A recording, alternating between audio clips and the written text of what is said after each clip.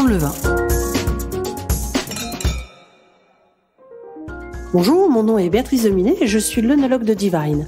Aujourd'hui, j'ai le plaisir d'être accompagnée de Laurent Desré, meilleur ouvrier de France en sommellerie. Bonjour Laurent. Bonjour Béatrice, quel plaisir d'être avec toi aujourd'hui car tu me dis que nous allions parler d'un vin du Soleil, les vins du Roussillon. Tout à fait. Longtemps, je dirais abordé d'une manière un peu plus générale en tant que Languedoc et Roussillon.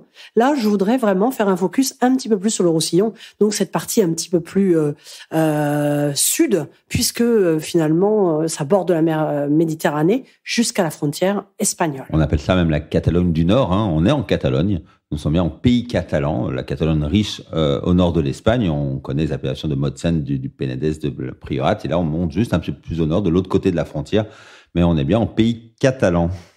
Absolument, c'est un terroir qui est entre, je dirais, mer et montagne, en un climat assez sec, des terroirs exceptionnels. C'est vrai que quand on va vers Banyuls, c'est assez magique de monter cette superbe côte, ce cirque qui donne sur la mer.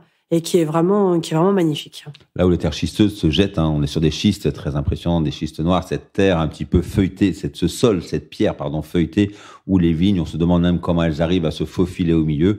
Une terre très minérale, un sol très minéral qui amène beaucoup de puissance, qui oblige la vigne à plonger, chercher de la richesse dans le sol très profondément. Et ces terres schisteuses qui viennent ici se jeter dans la mer. Des terres, des terrasses, souvent, avec des vignes ici plantées, des vignes qui doivent aimer le soleil, parce que là, le soleil y cogne, On est sur ce cirque qui regarde le soleil se lever, mais qui toute la journée, la vigne le prend en pleine face, le prend sur les feuilles. Et ce sont souvent des cépages dans cette région qui doivent aimer absolument l'ensoleillement. Je pense entre autres au Grenache, par exemple. Ah, le Grenache, c'est le roi des cépages dans la région. Alors, les appellations qui sont concernées sur le Roussillon, c'est bien sûr Côte du Roussillon. C'est aussi Côte du Roussillon Village. Et on peut même y distinguer 5 secteurs différents, que sont Caramani, la Tour de France, les Aspres, l'Esquerde et Tautavel.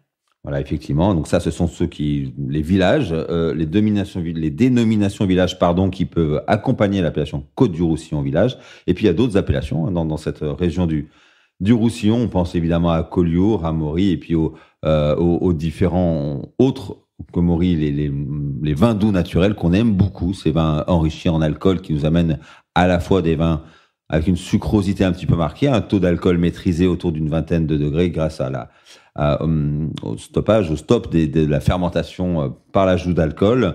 On pense aux Rivesaltes. Donc, tous ces vins doux naturels, on aura l'occasion d'en reparler dans un autre podcast, mais là, on est vraiment au cœur de cette, en France, c'est vraiment le cœur des vins doux naturels ici en Roussillon.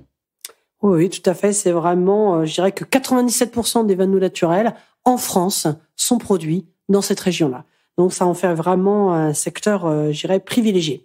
Pour les autres vins, c'est vrai que on a parlé du Grenache, mais on aurait pu parler aussi de Muscat, on aurait pu parler de Carignan, de Marsanne, de Roussanne, de Macabeu. Donc, on est vraiment dans des encépagements typiquement méditerranéens. Voilà, le Mourvèdre, le Carignan, le Grenache sont des cépages qu'on connaît, qu'on appelle les GSM, les Grenache, Syrah, Mourvèdre, le Carignan, tous ces cépages méditerranéens qui sont très appréciés à travers le monde. On le retrouve dans d'autres régions viticoles mondialement connues, mais ici, on est vraiment dans le cœur, le nord du bassin méditerranéen. On va retrouver ces cépages méditerranéens qui nous amènent à faire des vins plutôt sur la puissance. Quand on parle des Collioures, on parle quand même de ces vins marqués par la structure tannique, marqués par des arômes de fruits noirs, où ce terroir schisteux amène une très belle minéralité.